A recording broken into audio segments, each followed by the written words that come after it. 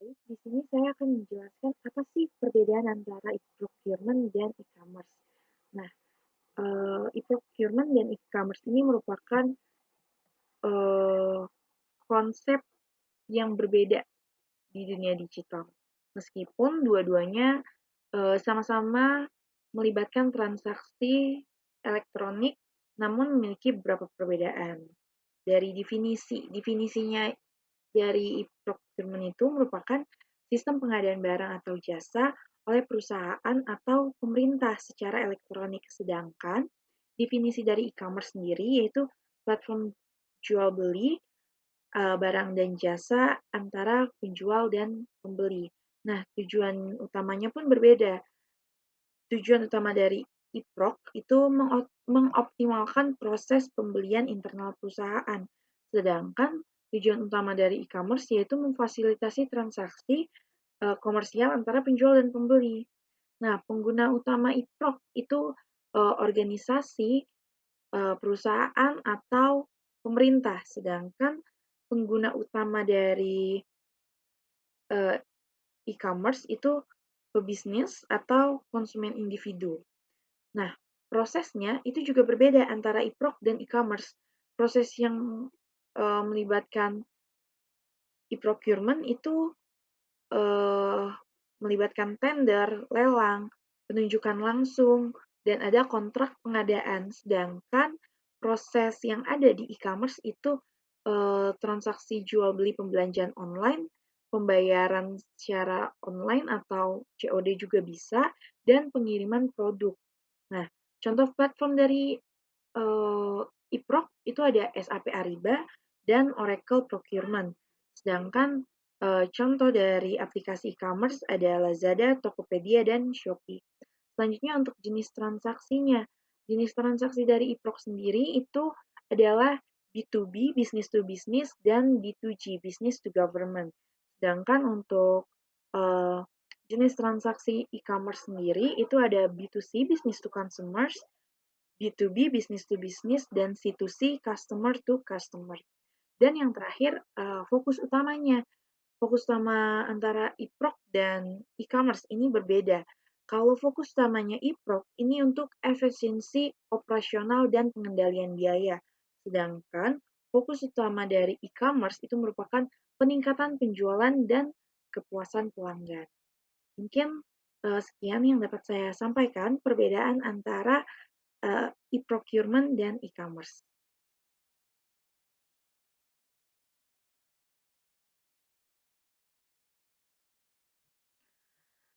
Baik, di sini saya akan menjelaskan page produk pada admin. Seperti yang kita ketahui, page produk pada admin itu nanti akan menampilkan daftar produk dari database dan admin dapat melihat semua produk berdasarkan kategori, bahkan juga bisa menambahkan, mengedit, dan menghapus produk. Nah, di sini ada form method post action di mana eh, nama-nama kategori akan secara otomatis diposting dari database berdasarkan kategori yang kita pilih. Nah, selanjutnya mengambil daftar kategori dari database. Jadi, di sini kita menggunakan query MySQL, select all from kategori order by nama kategori ascending. Jadi, nanti akan memilih semua semua kategori berdasarkan nama kategorinya yang diurutkan dari huruf abjad A terlebih dahulu. Nah, selanjutnya option value ppco ID kategori if is set post kategori ini dimana nanti akan menampilkan memposting kategori berdasarkan dengan ID kategori yang dipilih. Nah, nanti akan tampil nama kategorinya. Gitu. Nah, selanjutnya kalau yang ini hanya untuk tampilan template.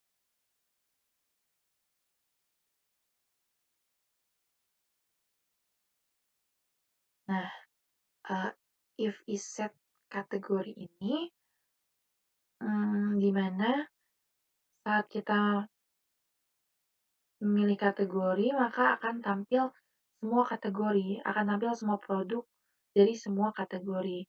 Nah, else jika kita memilih eh, kategori tertentu, maka hanya akan muncul kategori tertentu saja. Nah, kemudian ada uh, sesi role. If session role ini merupakan admin yang hanya dapat melihat semua produk, sementara pembeli hanya dapat melihat produk mereka sendiri. Nah, kemudian MySQL 6 Row ini untuk menampilkan produk, memvalidasi produk gitu. Jadi akan ada looping juga di sini di mana nanti pengulangan, tapi juga tidak hanya gambar, tapi juga data-data dari data yang ada di database. Nah, contohnya ini kita ke page product, ya kan? Nah, ini pilihan kategori ada di sini. Nah, ini adalah tampilannya di mana ada nama produk, harga, kategori produk, kemudian ada fiturnya juga di sini, edit dan delete. Nah, di sini adalah pilihan kategorinya. Kalau misalnya kita memilih pilih kategori, maka akan tampil semua kategori. Tapi kalau misalnya kita pilih kategori tertentu, misalnya elektronik dan gadget, maka hanya akan tampil produk-produk dengan kategori elektronik dan gadget. Begitu juga dengan kategori-kategori yang lainnya. Berikut adalah page tambah produk pada admin. Di sini, seperti yang kita tahu, page tambah produk ini merupakan page yang memungkinkan untuk admin atau penjual untuk menambahkan produk mereka yang termasuk nama produk, harga, deskripsi, gambar, hingga kategori produk. Nah, di sini ada beberapa bidang yang bisa kita input menggunakan if, set, post, submit, ya, yang bisa kita inputkan ke dalam database kita. Ada nama produk, harga produk, deskripsi produk, kemudian gambar produk, hingga kategori produk. Nah, di sini saat kita sudah mengisikan semua bidang yang tertera di sini, lalu mengklik submit, maka akan submit menggunakan metode post, maka akan secara otomatis nantinya tersimpan di database. Nah, selanjutnya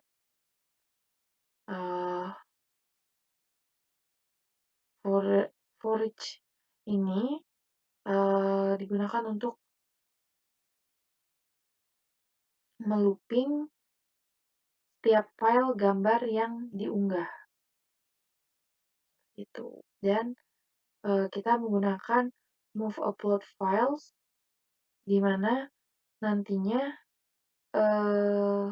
foto-foto yang telah diupload itu akan secara otomatis masuk ke folder upload. Nah, nanti kalau misalnya dia berhasil akan ada pemberitahuan, dan jika gagal pun nanti akan ada pemberitahuan.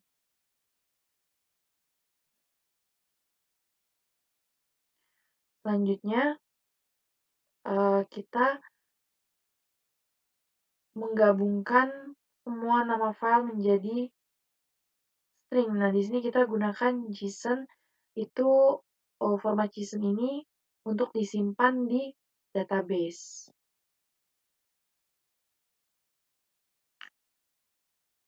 Nah, jadi nanti data-data yang disimpan itu akan secara otomatis terupload atau tersimpan juga di database kita.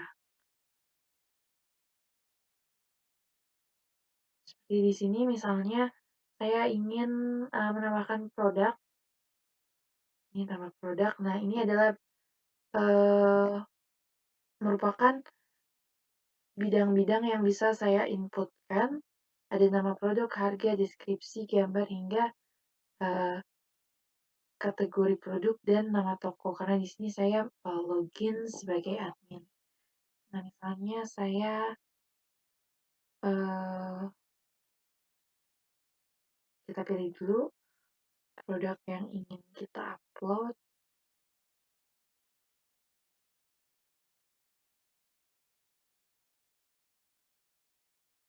Oke, misalnya di sini ada serum. Kita buat nama produknya serum dan harga 150.000. Buat deskripsinya, kemudian kita pilih kategorinya, kecantikan. Nah, ini nama tokonya. Saya sebagai admin ingin mengupload di toko Fiona. Kita tambahkan data. Nah, jika datanya berhasil diupload, akan muncul notifikasi seperti yang tertera pada layar. Kita klik OK. Nah, kemudian sudah muncul di produk list kita serum. Berikut adalah bagian edit produk, di mana edit produk ini semua juga datanya diambil dari ID produk. Nah, uh, hampir sama dengan saat menambah produk, bidang-bidang yang diisi sama, dan saat kita mau mengedit produk, data-data yang sebelumnya itu masih ada gitu. Nah, ini proses gambar baru di mana di sini kita bisa mengupload file data-data yang baru juga, yang akan secara otomatis juga terupload di folder upload.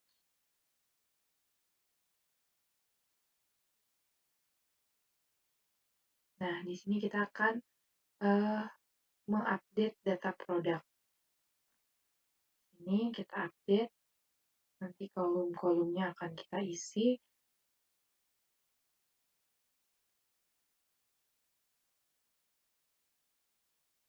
Lalu setelah kita isi, nanti akan secara otomatis juga tersimpan di database.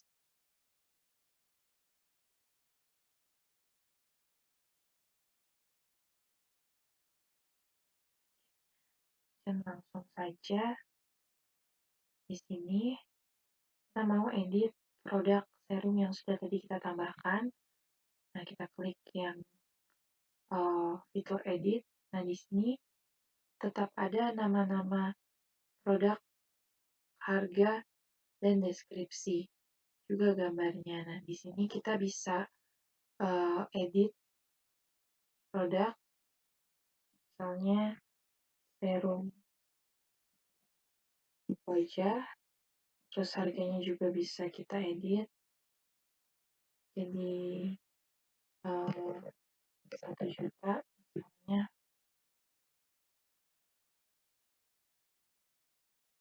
Oke, dan kepenuhan. Nah, di sini kita tuh juga ternyata bisa memilih gambar yang baru gitu.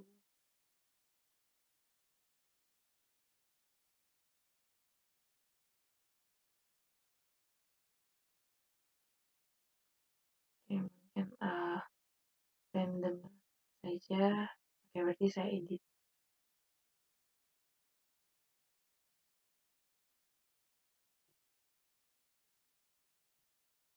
Dimsum mentai kan.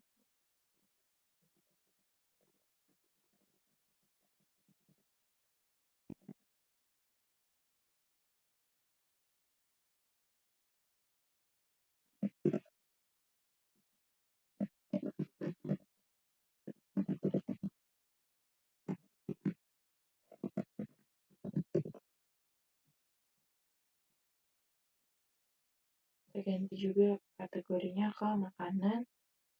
Kita klik edit data dan data berhasil diedit. Kita klik OK.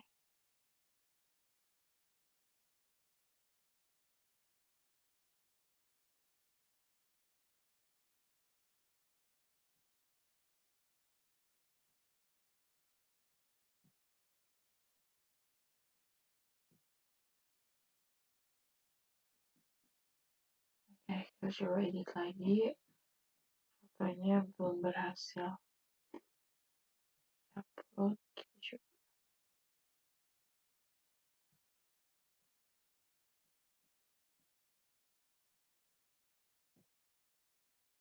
Oke, hasil diedit. Dimana nilai produk ini informasinya kita ambil dari database melalui ID produk. Nah, di sini kita mengambil informasinya dari ID produk. Nah, dia akan otomatis mengecek ke file, ke folder yang kita telah tempatkan.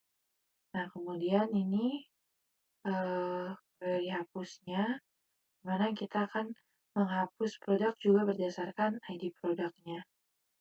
Nah, setelah dihapus, akan secara otomatis juga mengecek ke folder dan nantinya akan terhapus juga di folder yang telah kita pilih sebagai penyimpanan data kita.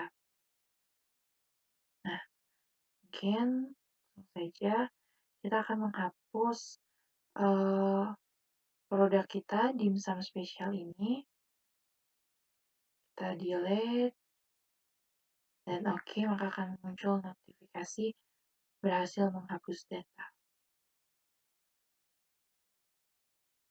Dan akan kembali lagi ke page product. Di sini saya akan menjelaskan page kategori, di mana page kategori ini nantinya akan menampilkan kategori produk, jumlah produk di setiap kategori, dan ada fitur tambah, edit, dan delete juga. Nah, di sini yang pertama, di sini kita akan membuat tabel nomor, nama kategori, jumlah, stok produk, dan fitur.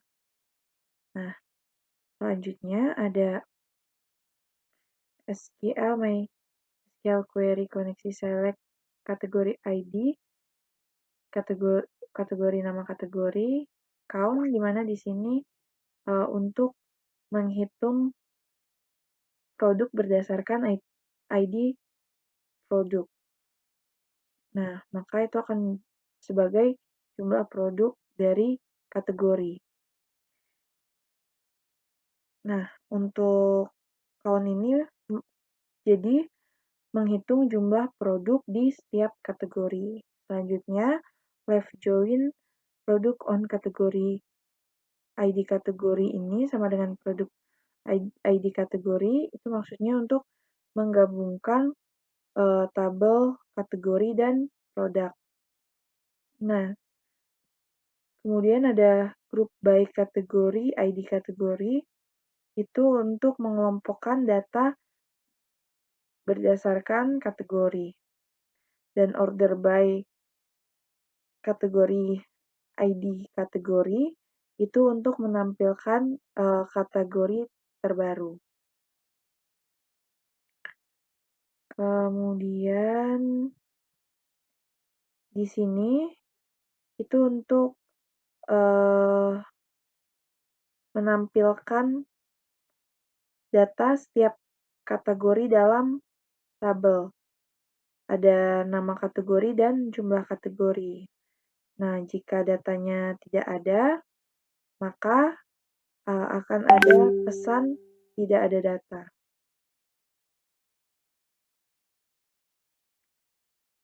Nah, selanjutnya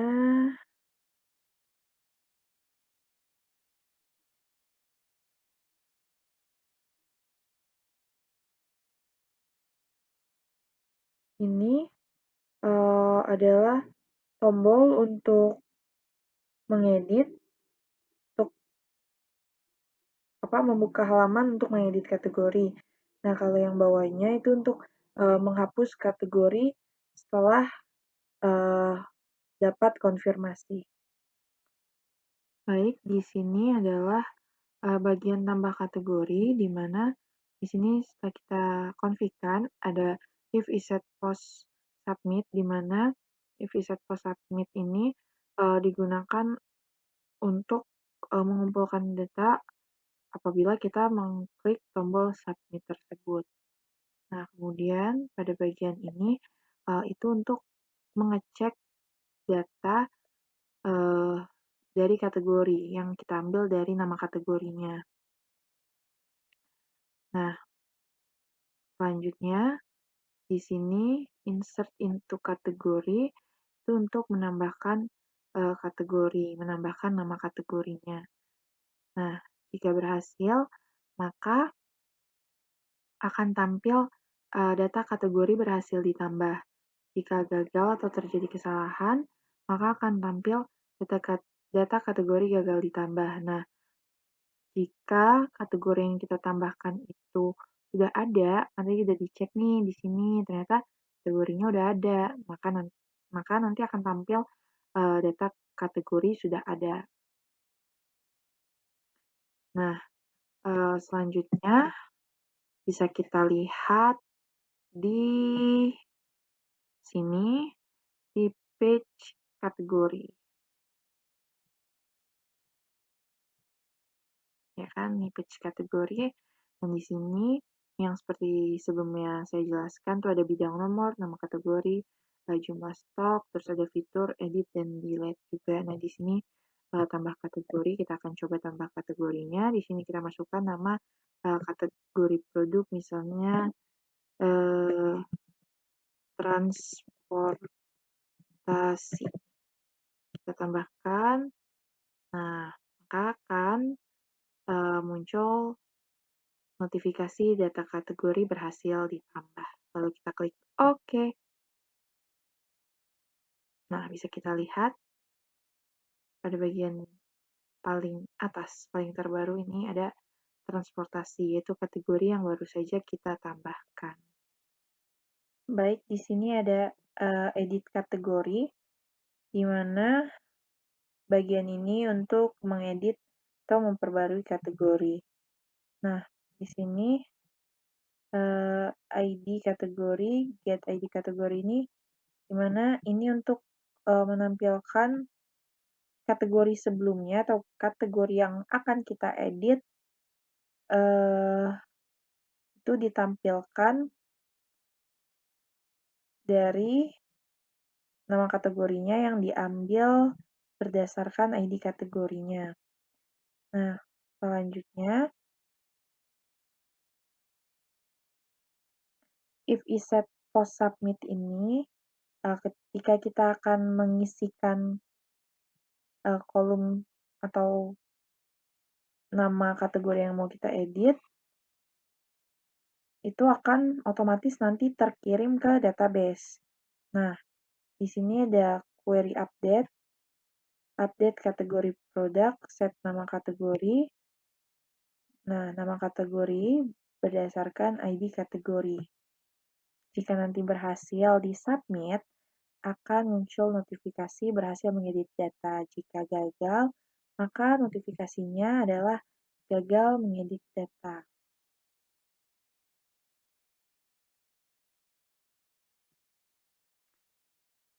Di sini pada bagian delete, di mana delete kategori ini diambil dari ID kategori, dan kita di sini untuk menghapus menggunakan query delete from kategori produk berdasarkan ID kategorinya, dan jika berhasil dihapus nanti akan muncul notifikasi berhasil menghapus data, dan jika gagal akan muncul notifikasi gagal menghapus data.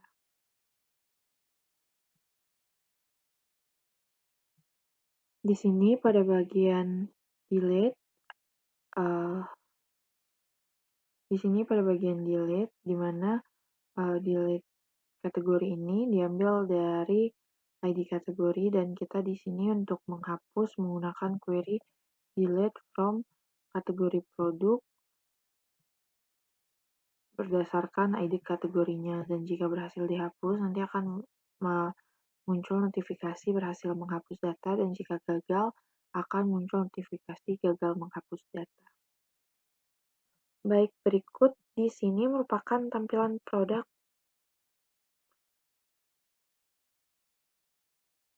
Di sini merupakan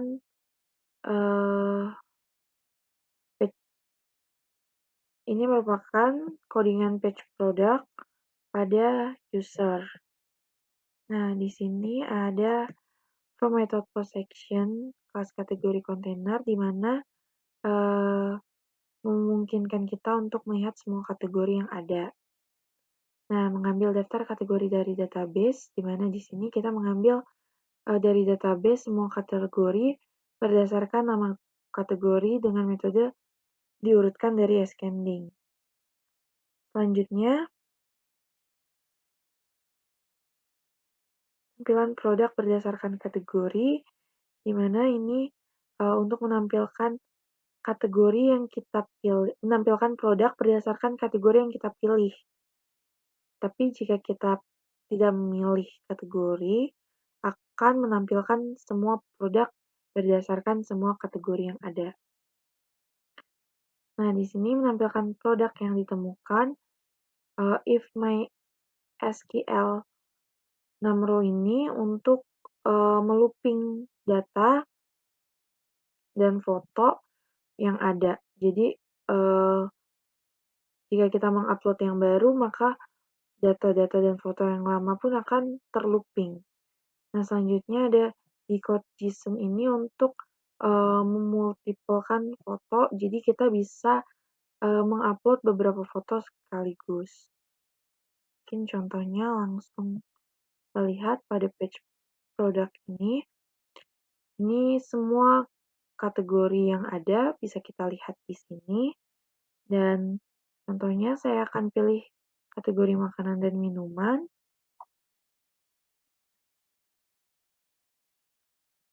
Nah, di sini merupakan contoh dari multiple fotonya, di mana di sini ada lebih dari satu foto. Baik, di sini saya akan menjelaskan langkah-langkah menggunakan Mitrans. Yang pertama, kita akan membuat akun Mitrans terlebih dahulu.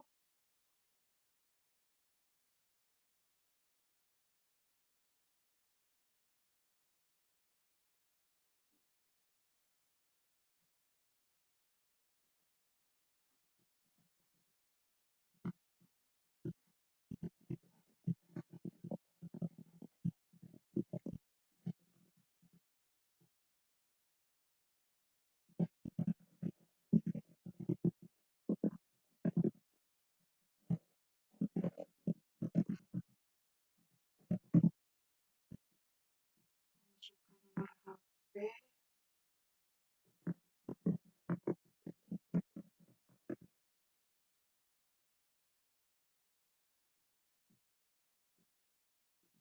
Kemudian kita buat password sesuai dengan syarat yang telah ditentukan dengan 8 karakter, termasuk huruf besar dan huruf kecil, abjad sampai A, dari A sampai Z, dengan menggunakan nomor 1 sampai 9. Kita konfirmasi password.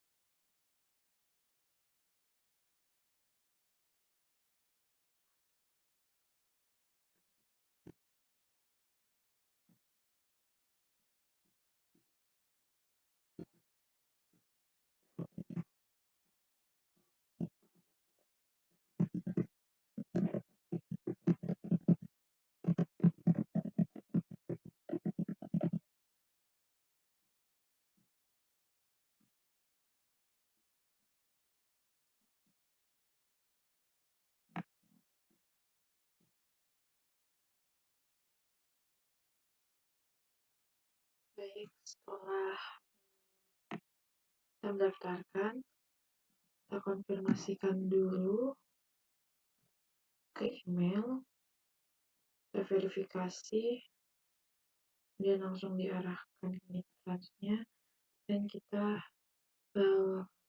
login menggunakan email yang tadi kita daftarkan.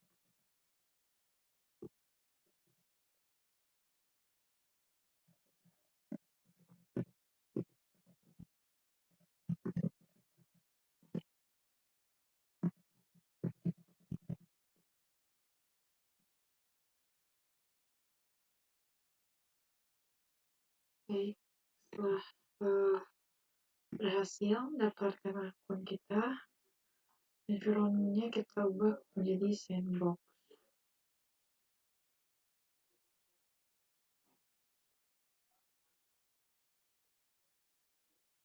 Baik, selanjutnya kita harus membuka tab trans.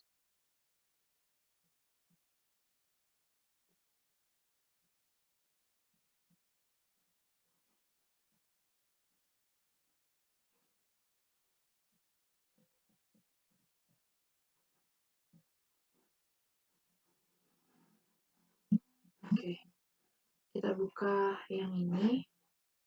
Pada bagian ini kita akan mengunduh kode e-transnya, kita download zip-nya. Kemudian jika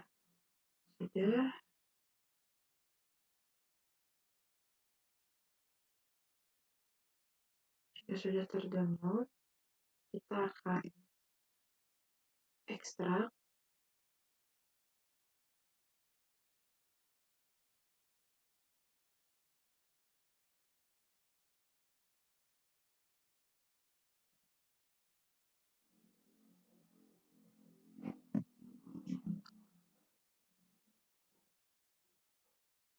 Maaf, kita delete aja.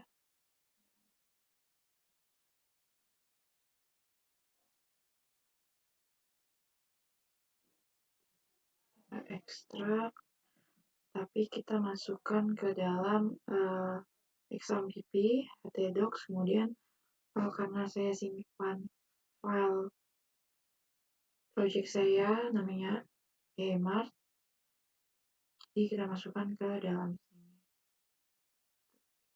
folder. Kemudian jika sudah nanti diekstrak,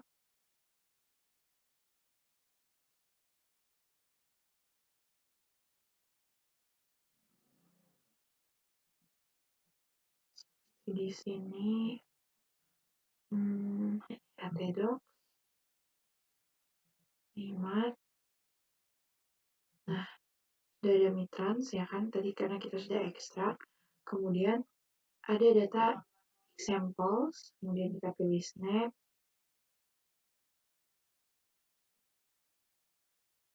Nah, kita pilih checkout process simple version.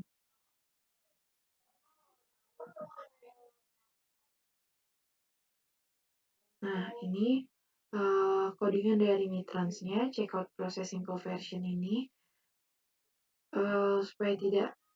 supaya terpisah dengan halaman yang lainnya, kita akan copy paste ke halaman yang baru, kita buat dengan nama payment. Nah, di sini nanti kita tinggal mengganti server key dan client key sesuai dengan akun mitrans yang sudah kita daftarkan. Ada di setting, kemudian di access key,